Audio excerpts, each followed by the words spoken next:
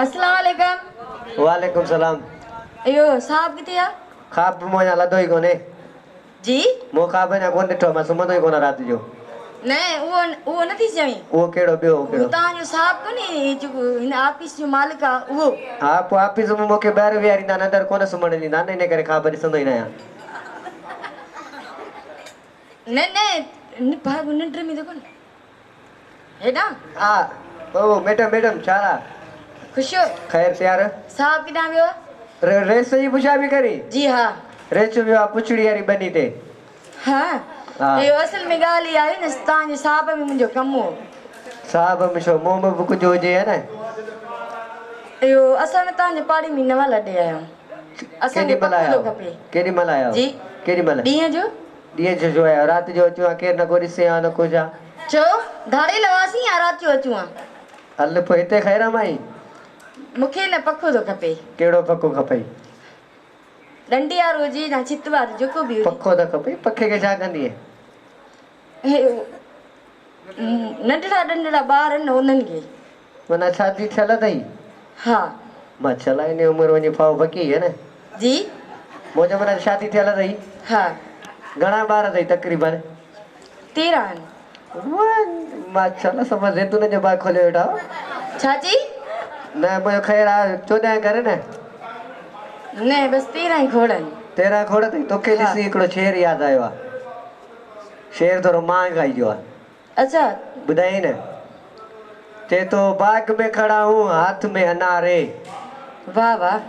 बाग में खड़ा हूँ हाथ में अनारे खाता नहीं तेरा इंतजार। वाह वाह।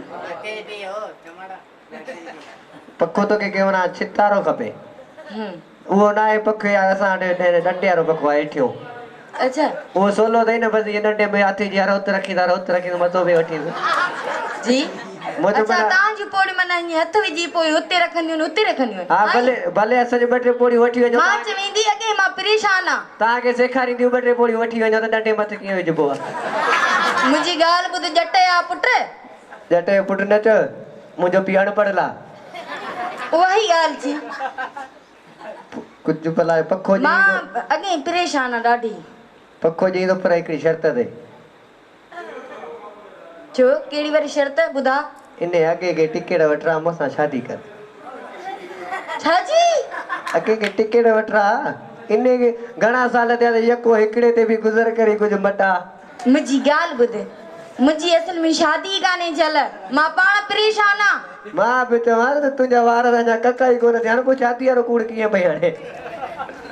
अच्छा तव्हांजी शादी थियल आ? न मां छड़ो आहे तुंहिंजे आसरे ते आहे। मुंहिंजी आसरे? माना तोखे मृत्यु थो कयां। छो बा? मूंसां शादी कर। मूंखे सुञातो अथई या? मूंसां शादी कर शादी में वॾा फ़ाइदा अथई। मां हिकिड़ी शर्त ते शादी कंदी में। कहिड़ी शर्त ते? हिकिड़ो निभाग मुंहिंजो आशिक आ। हिकिड़ो निभाग आहे 2-3 ॼणा हुजनि? न हिकिड़ी मां अची हिन में फाथी आ। हिकिड़ो आशिक अथई? हा तव्हांजा त 2-3 हूंदा आहिनि। जो तव्हांजी पोड़नि खे 10 यार आहिनि। न इहे छोकिरियूं जेके मेकअप कयो निकिरनि उनजा घणा। मां चवंदी बकवास न कर हाणे मुंहिंजी ॻाल्हि ॿुध। हा मां शादी इन शर्त ते कंदी मई सिर्फ़ 2 कलाकनि लाइ मुंहिंजो पीउ जी। सिर्फ़ 2 कलाकनि लाइ ईअं न त कब्ज़ो करे घर वठी हली विहारे छॾियो। न एॾो ठाहु कोन्हे। ठीकु आहे सही आहे इनखे अचणु ॾे रुगो।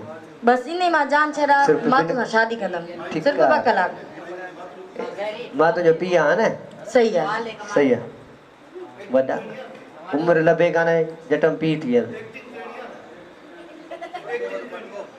एक्टिंग करणी आहे न एक्टिंग?